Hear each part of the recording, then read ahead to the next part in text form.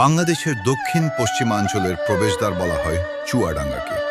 মাথাভাঙা নদীর তীরে অবস্থিত এই জেলাটি কেবল কৃষিতেই নয়, বাংলাদেশের স্বাধীনতা সংগ্রামের ইতিহাসেও এক অনন্য নাম। আজ আমরা জানব চুয়াডাঙ্গার ইতিহাস এবং কেন এই জেলাটি। চুয়াডাঙ্গা প্রাচীনকালে নদিয়া জেলার অংশ ছিল।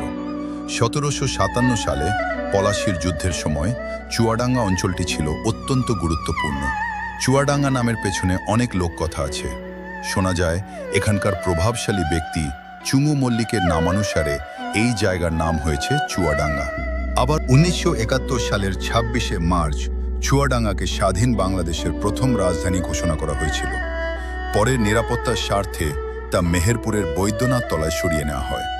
মুক্তিযুদ্ধে চুয়াডাঙ্গার প্রতিরোধ। চুয়াডাঙ্গাকে বলা হয় ভুট্টার জেলা।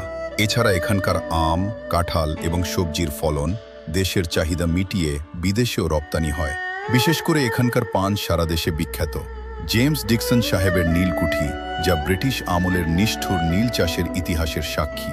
চুয়াডাঙ্গার তালের গুড় এবং এখানকার মিষ্টির স্বাদ ভোলার মতো নয়। ইতিহাস আর আধুনিকতার মিলে চুয়াডাঙ্গা আজ এক সমৃদ্ধ জনপদ। আপনি যদি নদী আর ঐতিহ্যের স্বাদ পেতে চান, তবে চুয়াডাঙ্গা হতে পারে আপনার জেলার নাম কমেন্টে জানান, যেন তার ইতিহাস জানতে পারি। এমন সব ভিডিও পেতে সাবস্ক্রাইব করুন।